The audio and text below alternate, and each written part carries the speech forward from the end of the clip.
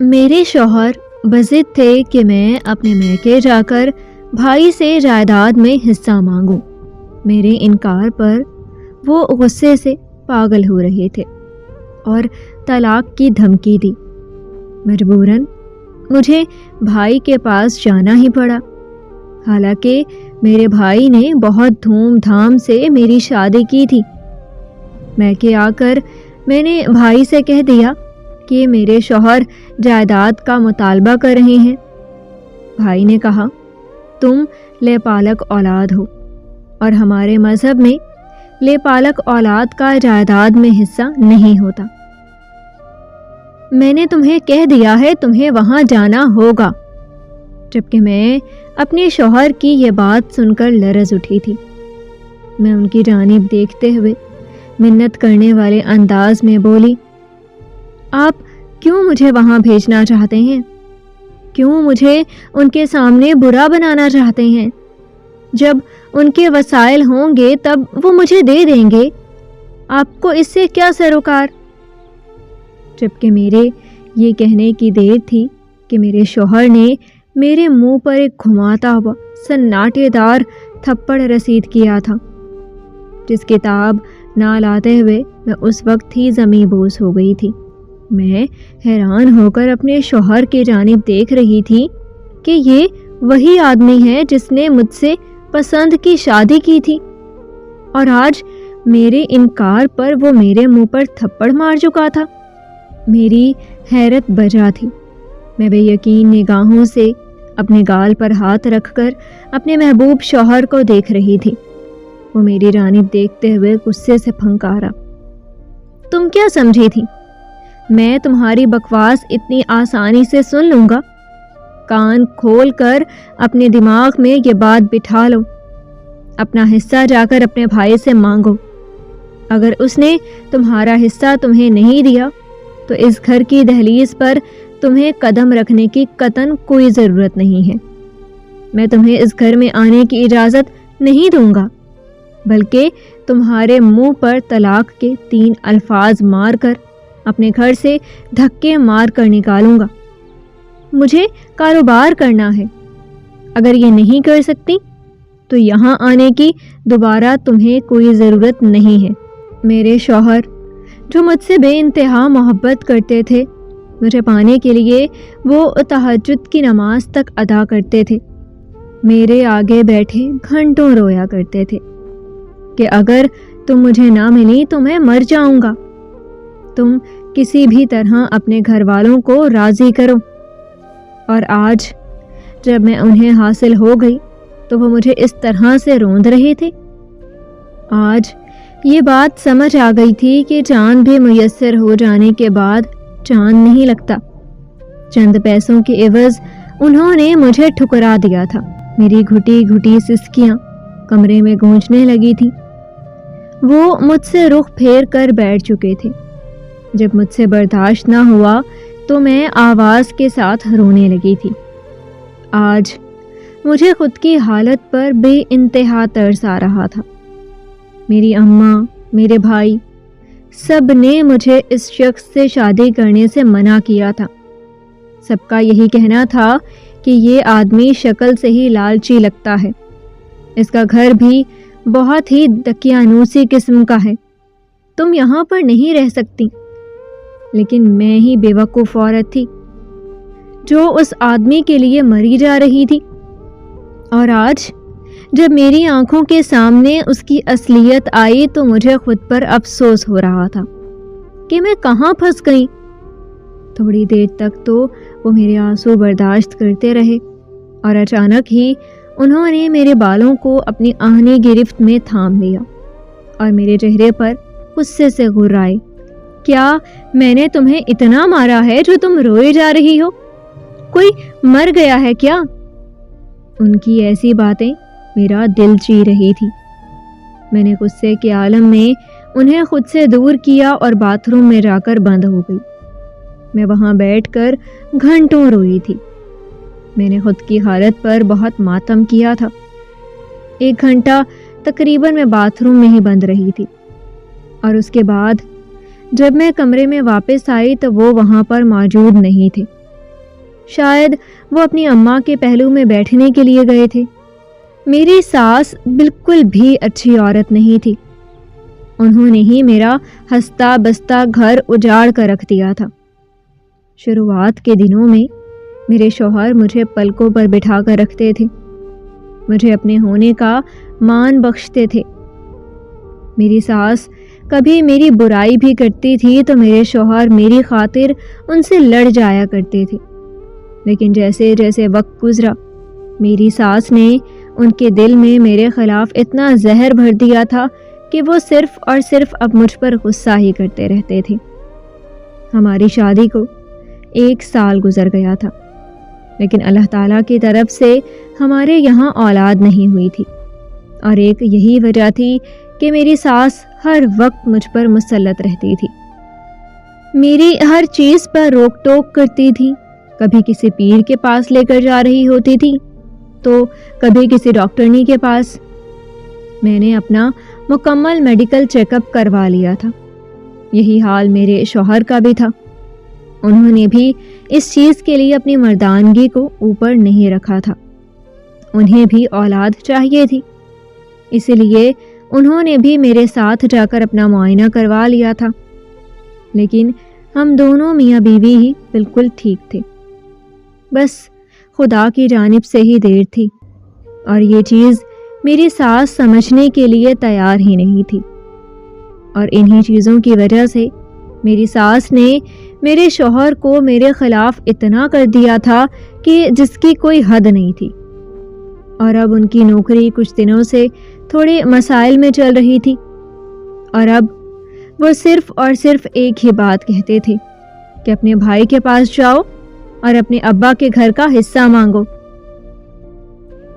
لیکن مجھ میں اتنی ہمت نہیں تھی کہ میں اپنے باپ جیسے بھائی کے سامنے کھڑی ہو کر اپنے حق کا مطالبہ کرتی۔ انہوں نے میری شادی بہت دھوم دھام سے کی تھی، دنیا بھر کی ہر چیز میرے قدموں میں لا کر ڈھیر کرتی تھی، لیکن اب مجھے کچھ سمجھ نہیں آ رہا تھا۔ ایک طرف میرے شوہر تھے جو اپنی بے وجہ کی باتوں سے مجھے خوفزدہ کر رہے تھے، میرے سر پر باپ کا سایہ نہیں تھا۔ اگر میرا شوہر مجھے اپنے گھر سے نکال دیتا تو مجھے نہیں معلوم تھا کہ میں کہاں جاتی۔ مجھ میں اتنی غیرت تھی کہ میں کبھی بھی اپنے بھائی کی دہلیز پر نہیں جاتی، کیونکہ میری بھابھی ایک فساد کروانے والی عورت تھی۔ اسے مجھ سے ہر معاملے میں کوئی نہ کوئی مسئلہ ہوتا ہی رہتا تھا، وہ ہر وقت مجھ سے لڑتی جھگڑتی رہتی تھی، کبھی کوئی بات، کبھی بے وجہ کی لڑائی۔ وہ ہر وقت بس مجھ سے بدگمان رہنا ہی پسند کرتی تھی، اور یہ سب مجھے سب سے برا لگتا تھا۔ انہی وجوہات کی وجہ سے میں اکثر اماں کو اپنے گھر ہی بلا لیتی تھی، کیونکہ وہاں جاتی تھی تو بھابھی کا منہ پہلے ہی بن جایا کرتا تھا۔ لیکن اب مجھے یہ سمجھ نہیں آ رہا تھا کہ میں کیا کروں۔ گھر جاتی تو بھائی کا منہ، یہاں رہتی تو شوہر کے الفاظ، میں بالکل بیچ میں پس کر رہ گئی تھی، اور آخر میں نتیجہ بھائی کا گھر ہی نکلا تھا، کیونکہ اگر میں وہاں نہیں جاتی تو میرا شوہر مجھے چھوڑ سکتا تھا۔ میں نے ہمت کی اور رات کو ہی اپنا بیگ تیار کر لیا۔ میرے شوہر بالکل مجھ سے اجنبی جیسا رویہ اختیار کر رہے تھے، ان کی ہر حرکت میرا دل جلانے کے لیے کافی تھی۔ میں نے انہیں ایک نظر دیکھا اور خاموشی سے ان کے قدموں کے قریب بیٹھ گئی۔ میرے ہاتھ لرز رہے تھے، لیکن میں نے خود کو قابو کیا اور ان کے پاؤں پکڑتے ہوئے بولی، خدا کے لیے میرے ساتھ ایسا ظلم نہ کریں، مجھے میرے سگے بھائی کے سامنے نہ کھڑا کریں۔ انہوں نے میرے لیے بچپن سے لے کر اب تک بہت کچھ کیا ہے، اور آج اگر میں ان کے سامنے کھڑی ہو کر اپنے گھر کا مطالبہ کروں گی تو وہ میرے بارے میں کیا سوچیں گے؟ میرے بھائی کے اتنے وسائل نہیں ہیں کہ وہ گھر بیچ کر کرائے کے گھروں پر دھکے کھائیں، خدارا میرے حال پر رحم کریں۔ جبکہ میرا شوہر تو بالکل ہی سفاک بن گیا تھا۔ وہ میری جانب دیکھتے ہوئے بولے، اگر تمہیں اتنا ہی مسئلہ ہو رہا ہے تو لے لو طلاق، میں تو دوسری شادی کے لیے بالکل تیار ہوں۔ ویسے بھی تم مجھے اولاد تو دینے سے رہیں، کم از کم میرا پیچھا ہی چھوٹ جائے گا تم سے۔ جبکہ میری آنکھوں میں نمکین پانی بھرنے لگا تھا، میرا دل بہت تیزی سے دھڑک رہا تھا، ایسا لگ رہا تھا جیسے آج کچھ برا ہونے والا ہے۔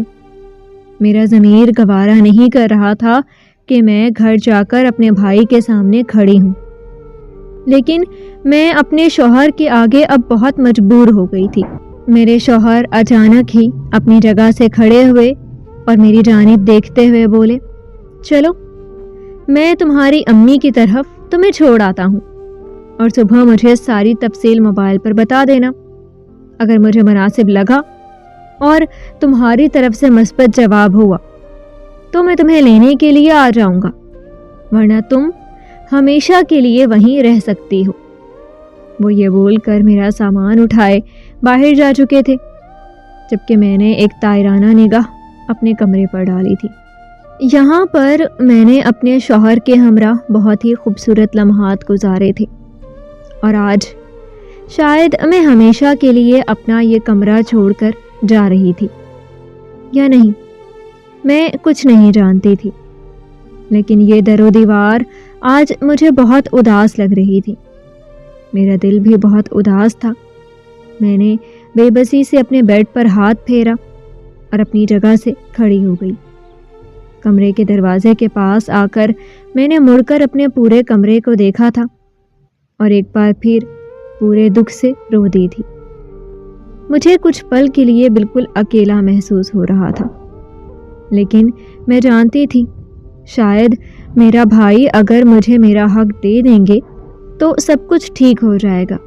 میں خاموشی سے بائک پر بیٹھ کر اپنے شوہر کے ساتھ اپنے میکے آ گئی تھی۔ وہ مجھے باہر سے ہی چھوڑ کر چلے گئے تھے۔ میں نے انہیں اندر آنے کی دعوت دی تھی، لیکن انہوں نے میری جانب دیکھنا بھی گوارا نہیں کیا تھا۔ ان کا یہ اجنبی رویہ مجھ سے بالکل برداشت نہیں ہو رہا تھا، لیکن میں نے خود کو بہت مشکل سے قابو کیا اور اپنے آنسو وغیرہ صاف کر کے گھر کے اندر داخل ہو گئی۔ میری اماں باہر ہی برآمدے پر بیٹھی تسبیح پڑھ رہی تھی۔ مجھے دیکھتے ہی ان کی بانچیں کھل اٹھی تھی۔ میں اپنے میکے آج 6 مہینے بعد آئی تھی۔ میرے شوہر کو میرا میکے بار بار جانا بالکل پسند نہیں تھا۔ شادی کے شروعات کے دنوں میں ہی انہوں نے مجھے 1-2 بار جانے کے بعد ٹوک دیا تھا کہ ہمارے یہاں بہوؤں کا بار بار اپنے میکے جانا اچھا نہیں سمجھتے۔ اس وجہ سے میں نے بھی ان کے سامنے یہ خواہش کرنا چھوڑ دی تھی۔ اور دوسری وجہ میری بھابھی تھی۔ میری ماں فوراً ہی چارپائی سے اٹھ کر میرا استقبال کرنے لگی، جبکہ ان کے گلے سے لگ کر ایک بار پھر مجھے رونا آیا تھا۔ میری ہچکیاں بندھ گئی تھی، جبکہ میری ماں مجھے اتنا روتا دیکھ کر فوراً ہی گلے سے لگانے لگی تھی اور مجھ سے وجہ پوچھنے لگی تھی کہ تم اتنا کیوں رو رہی ہو؟ لیکن میرے پاس کوئی جواب ہی نہیں تھا، بس میں روئے جا رہی تھی۔ اماں نے بڑی مشکل سے مجھے سنبھالا اور برآمدے کی چارپائی پر ہی بٹھا دیا۔ بھابھی کو آواز دے کر میرے لیے پانی منگوایا تو وہ بھی کافی پریشان ہو گئی تھی۔ انہوں نے ہمیشہ مجھے ہنستے مسکراتے یا لڑائی جھگڑا کرتے ہی دیکھا تھا، کبھی بھی میری آنکھوں میں آنسو نہیں دیکھے تھے، اسی لیے ان کے چہرے پر بھی میری خاطر پریشانی در آئی تھی۔ وہ فوراً ہی اپنے کمرے میں گئی تھی اور میرے بھائی کو بھی باہر برآمدے میں ہی بلا لیا تھا۔ میں روتے روتے بہت بری طرح سے ہلکان ہو چکی تھی۔ انہوں نے مجھے پانی پلایا اور تھوڑی دیر کے لیے اپنی گود میں ہی لٹا دیا۔ میرا بھائی آیا تو اس نے فوراً ہی میرے سر پر ہاتھ رکھا اور رونے کی وجہ پوچھی، جبکہ اسے دیکھ کر ایک بار پھر مجھے بے تحاشا رونا آیا تھا اور میں اس کے سینے سے لگ گئی تھی، جبکہ وہ مجھے فوراً ہی اپنے گلے سے لگا کر بھائی ہونے کا مان بخش رہا تھا۔ اس کے پاس سے مجھے ہمیشہ اپنے باپ کی خوشبو آتی تھی۔ ابا کا بہت پہلے ہی انتقال ہو گیا تھا، جس کے بعد اس نے ہی میری اور اماں کی ذمہ داری سنبھال لی تھی۔ بھابھی کے آ جانے کے بعد بھی وہ ہم سے غافل نہیں ہوا تھا، بلکہ ان کی موجودگی میں ہی میری شادی بہت ہی اہتمام کے ساتھ کی تھی۔ اور آج میں ان کے سامنے کس لیے آئی تھی، یہی سوچ سوچ کر میرا دل پریشان ہو رہا تھا۔ تھوڑی دیر چپ کروانے کے بعد اس نے مجھے خود سے علیحدہ کیا اور میری جانب دیکھتے ہوئے بولا، آصف کہاں ہے؟ تم کیا اکیلی آئی ہو؟ اس کی گمبھیر آواز سن کر میں نے اس کا چہرہ دیکھا تھا۔ اس کے تصحیح چہرے پر میری خاطر پریشانی تھی، اور یہ سب چیزیں مجھے برداشت نہیں ہو رہی تھی۔ میں نے سر کو نیچے کر کے نفی میں ہلایا تھا اور گھٹی گھٹی آواز میں بولی، دروازے پر چھوڑ کر چلا گیا ہے۔ اس نے کہا ہے کہ میرے گھر کی دہلیز پر قدم نہیں رکھنا، اگر رکھو گی تو طلاق دے دوں گا، اور وجہ صرف یہ ہے کہ میرے پاس پیسے نہیں ہیں، اور وہ مجھ سے پیسوں کا مطالبہ کر رہا ہے۔ اس کی نوکری کچھ روز سے مسائل میں آ گئی ہے۔ اس نے کہا ہے کہ اپنے بھائی کے پاس جاؤ، اور میں اتنا بول کر بالکل خاموش ہو گئی تھی۔ میں نے اس کی جانب دیکھا تو وہ مجھے ہی بغور دیکھ رہا تھا۔ اس کے چہرے پر سنجیدگی ہی سنجیدگی تھی۔ میں جب نہ بولی تو وہ آگے سے بولا، آگے بولو، میں سننا چاہتا ہوں۔ تمہارا باپ ابھی زندہ ہے، تمہیں اس طرح سے ہلکان ہونے کی ضرورت نہیں ہے۔ وہ میرے سر پر ہاتھ رکھ کر ایک بار پھر بولا تھا، اور اس کے بعد میں ہچکیوں سے روتے ہوئے اپنے اوپر بیتی ہوئی تمام داستان اس کے گوش گزار کر چکی تھی کہ میں کس کس اذیت سے اس گھر میں رہتی آئی ہوں، میری ساس میرے ساتھ کس طرح کا سلوک کرتی ہیں، میری نندیں مجھے کس طرح سے بانجھ ہونے کے طعنے دیتی ہیں، اور اب میرے شوہر نے بھی مجھے یہ کہہ کر گھر سے نکال دیا ہے کہ اگر تم نے اپنے بھائی سے پیسوں کا مطالبہ نہیں کیا، اپنے حق کے لیے کھڑی نہیں ہوئی، اور اپنے گھر کو بیچنے کا نہیں بولا، تو میں تمہیں طلاق دے دوں گا۔ جبکہ میرا بھائی یہ سب سن کر بالکل سناٹے کی زد میں آ گیا تھا۔ اس کے چہرے پر اس بار پریشانی ہی پریشانی تھی۔ وہ میری جانب دیکھتے ہوئے کہنے لگا، میرے پاس یہ گھر ہی تو آخری ٹھکانہ ہے، میرے 2 بچے ہیں، تمہاری بھابھی کا ساتھ ہے، امی ہیں، اگر میں نے یہ گھر بیچ دیا تو میں کیا کروں گا اتنی مہنگائی میں کوئی گھر بھی دوسرا نہیں خرید سکتا۔ اس کے لہجے میں پریشانی ہی پریشانی تھی، جس کو سن کر میرا دل کٹ کر رہ گیا تھا۔ میں خاموش ہو چکی تھی، اور تھوڑی دیر بعد جو اس نے بات کہی وہ میرا پورا ضمیر جھنجھوڑ چکی تھی۔ مجھے اپنا آپ زمین میں دھستا ہوا محسوس ہو رہا تھا۔ ایسا لگ رہا تھا جیسے گھر کی چھت میرے سر پر آن گری ہو۔ جس سچ سے میں بھاگ رہی تھی وہ حقیقت میرے سامنے آ کر کھڑی ہو گئی تھی، اور یہی سوچ سوچ کر میری آنکھیں نمکین پانی سے بھرنے لگی تھی۔ لیکن میں اپنے بھائی کو کیا کہتی؟ اس نے تو مجھے صاف کہہ دیا تھا، اور میرا شوہر جو مجھ سے آس لگائے بیٹھا تھا، اگر اسے یہ حقیقت معلوم ہو جاتی تو وہ مجھے اسی پل طلاق دے دیتا۔ شاید وہ میرے عشق میں اسی لیے گرفتار ہوا تھا کہ میرے پاس اتنا بڑا گھر موجود تھا، جس کو بیچ کر میں بہت سی دولت اسے دے سکتی تھی۔ لیکن آج اپنی حقیقت خود سے چھپاتے ہوئے جب میرے بھائی نے میرے سامنے کہی تو میرا دل رو پڑا تھا، اور میرے ہاتھ بے ساختہ اس کے سامنے جڑ گئے تھے، جس کو دیکھ کر اس نے فوراً ہی میرے ہاتھ تھام لیے تھے۔ دراصل میں اپنے ماں باپ کی سگی اولاد نہیں تھی۔ بھائی کے ہونے کے بعد ہمارے یہاں دوسری کوئی اولاد پیدا ہی نہیں ہوتی تھی۔ ابا کے دوست یعنی میرے سگے ابا کا انتقال ایک کار ایکسیڈنٹ میں ہو گیا تھا۔ میری والدہ پہلے ہی مجھے پیدا کرتے ہوئے مر چکی تھی۔ تب میرے سگے باپ کا دوست ہی تھا جس نے مجھے گود لیا تھا اور مجھے اپنے گھر لے آئے تھے۔ بھائی کو میری صورت میں ایک بہن مل گئی تھی اور اماں کی خواہش مجھے دیکھ کر پوری ہو گئی تھی۔ ان لوگوں نے کبھی مجھے اس بات کا احساس نہیں دلایا تھا کہ میں لیپالک ہوں۔ ہمیشہ مجھے سگی بیٹیوں جیسا مان بخشا تھا، لیکن آج جب میں نے اپنے گھر کا مطالبہ کیا تو میرے بھائی نے صاف کہہ دیا تھا کہ اسلام میں لیپالک اولاد کا کوئی حصہ نہیں ہوتا، اور اس حقیقت سے ہی تو میں بھاگتی آئی تھی۔ میں نے اپنے شوہر کو کبھی اس حقیقت کے بارے میں نہیں بتایا تھا، جبکہ میرے ہاتھوں کو فوراً ہی وہ تھام چکے تھے اور میری جانب دیکھتے ہوئے بولے، میں کوشش کرتا ہوں لیکن میں یہ گھر نہیں بیچ سکتا۔ یہ میرے باپ کی آخری نشانی اور میری کل کائنات ہے رامین۔ میں تم سے اس چیز کے لیے معذرت چاہتا ہوں۔ وہ یہ بول کر اپنے کمرے میں بند ہو گئے تھے، جبکہ میں اماں کے ساتھ برآمدے میں ہی بیٹھی رہ گئی تھی۔ میری بھابھی مجھے ایک نظر دیکھ کر اپنے شوہر کے پاس ہی چلی گئی تھی۔ اس دوران انہوں نے ایک لفظ نہیں کہا تھا۔ مجھے حیرت بھی ہوئی تھی، کیونکہ وہ بہت ہی لڑاکا قسم کی عورت تھی۔ ہر چھوٹی چھوٹی بات پر مجھ سے لڑا کرتی تھی، لیکن آج اتنی بڑی بات پر ان کے منہ سے ایک لفظ نہیں نکلا تھا، اور یہی میری حیرت کی وجہ تھی۔ میں اماں کی گود میں ایک بار پھر سر رکھ کر زاروں کی طرح رو دی تھی۔ وہ مجھے پیار کر کے دلاسے دے رہی تھی کہ کچھ نہ کچھ تمہارا بھائی جگاڑ کر ہی لے گا، تمہارا گھر خراب نہیں ہوگا۔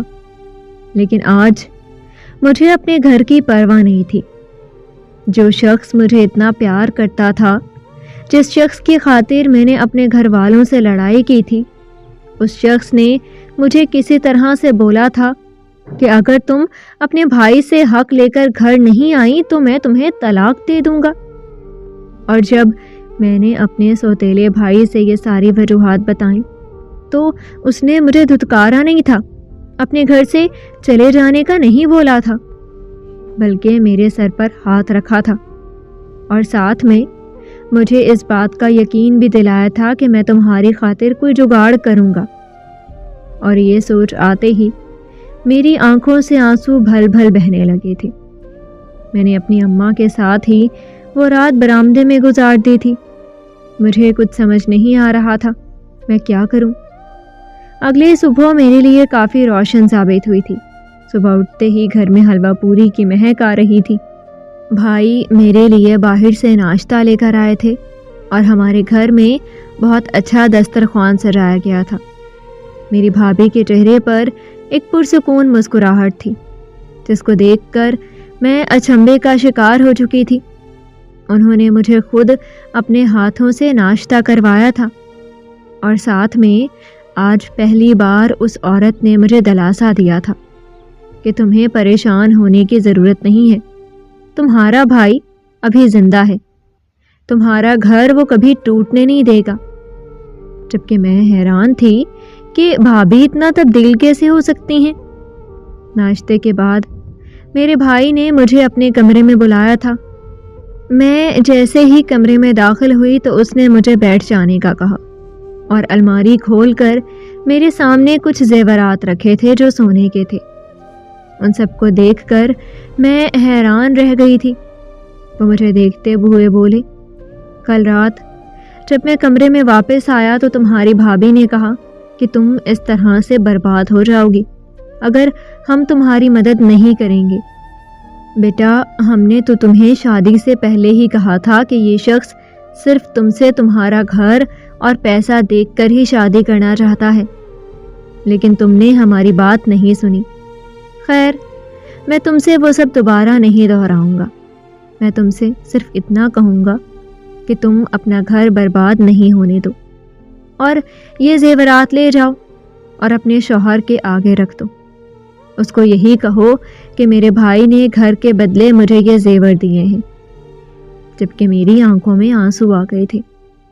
میں اپنے بھائی کی جانب دیکھتے ہوئے بولی، لیکن یہ تو بھابھی کا حق ہے، یہ تو انہیں اپنے گھر سے ملا تھا اور یہ باقی کا آپ نے انہیں چڑھایا ہے۔ اگر میں ان کے حق پر ڈاکہ ڈالوں گی تو یہ تو غلط ہے۔ جبکہ اچانک ہی میری بھابھی میرے کندھے پر ہاتھ رکھتے ہوئے بولی تھی، بے شک رامین، میں تم سے بہت لڑتی ہوں، چھوٹی چھوٹی باتوں پر تم سے جھگڑا کرتی ہوں، تمہارے آنے پر منہ بنا لیتی ہوں، لیکن یقین مانو تم مجھے بہت عزیز ہو، کیونکہ میں اپنے شوہر سے بے انتہا پیار کرتی ہوں۔ تم میرے شوہر کی جان ہو، وہ تمہیں اپنی بہن نہیں بلکہ اپنی بیٹی مانتے ہیں۔ ساری رات تمہارا بھائی تمہاری تکلیف سے آنسو بہاتا رہا تھا، وہ ایک پل نہیں سوئے۔ فجر کے وقت انہوں نے سوچ لیا تھا کہ وہ یہ گھر بیچ دے گا، کیونکہ وہ اپنی بہن کی آنکھوں میں آنسو نہیں دیکھ سکے تھے، لیکن میں نے انہیں سمجھایا ہے کہ واقعی اگر ہم نے یہ گھر بیچ دیا تو تمہارا میکہ بھی ختم ہو جائے گا اور میرے بچوں کا مستقبل بھی خطرے میں آ جائے گا اور ہم لوگ بھی در بدر ہو جائیں گے۔ اس لیے میں نے اپنے تمام زیور تمہارے آگے رکھ دیے ہیں، اب تم انہیں بیچ کر اپنے شوہر کا کاروبار کروا سکتی ہو۔ جبکہ میں بے ساختہ اپنی جگہ سے کھڑی ہوئی تھی اور اپنی بھابھی کے گلے سے لگ گئی تھی۔ انہیں گلے سے لگا کر مجھے واقعی آج بڑی بہن کا سکھ ملا تھا۔ میں نے ان کا بہت شکریہ ادا کیا تھا، جبکہ میں اپنے بھائی کے سینے سے بھی لگ گئی تھی، لیکن میں نے وہ تمام زیورات اپنے بھائی اور بھابھی کو واپس کر دیے تھے، کیونکہ میں فیصلہ لے چکی تھی کہ میں ایک ایسے شخص کے ساتھ کبھی زندگی نہیں گزاروں گی جس کا مجھ سے نہیں بلکہ میرے پیسوں سے سروکار ہے۔ میں نے خود خلا کا کیس دائر کیا تھا، جبکہ میرے بھائی نے مجھے لاکھ منع کرنا چاہا تھا، لیکن میں نے انہیں صاف کہہ دیا تھا کہ میں ایسے شخص کے ساتھ رہ ہی نہیں سکتی، جبکہ میرے فیصلے پر سبھی خاموش ہو گئے تھے اور میں نے آصف سے طلاق لے لی تھی۔ ان کا پورا گھر سناٹوں کی زد میں آ گیا تھا، کسی کو بھی یقین نہیں آ رہا تھا کہ میں اتنا بڑا قدم اٹھا سکتی ہوں۔ طلاق کے 2 نوٹس جانے کے بعد آصف مجھے لینے کے لیے آ گئے تھے۔ انہوں نے مجھ سے معافی بھی مانگی تھی اور مجھ سے وعدہ بھی کیا تھا کہ وہ دوبارہ گھر کا مطالبہ نہیں کریں گے، لیکن میں نے ان کی ایک بات نہیں سنی تھی بلکہ انہیں واپس بھیج دیا تھا۔ طلاق ہونے کے بعد مجھے عدت میں بٹھا دیا گیا تھا۔ میری عدت مکمل ہوتے ہی میرے لیے رشتے آنا شروع ہو گئے تھے۔ میں شادی تو نہیں کرنا چاہتی تھی، لیکن اپنے بھائی پر ساری زندگی بوجھ بھی نہیں بننا چاہتی تھی، اسی لیے شادی سے پہلے میں نے تمام اپنے مطالبے رکھے تھے کہ جس بھی شخص سے میری شادی ہوگی وہ مجھ سے میرے حصے کا مطالبہ نہیں کرے گا، جبکہ بھائی نے بھی میرے لیے ایک ایسا ہی شخص ڈھونڈا تھا اور اس کے بعد میری شادی اس سے کروا دی گئی تھی۔ ان کی بھی پہلی بیوی کا انتقال ہو چکا تھا اور وہ شخص آصف سے لاکھ درجے بہتر تھا۔ اس نے مجھے اپنی بیوی ہونے کا مان بخشا تھا، اپنے گھر میں عزت دلائی تھی۔ میں اب پرسکون زندگی اپنے دوسرے شوہر کے ساتھ گزار رہی ہوں۔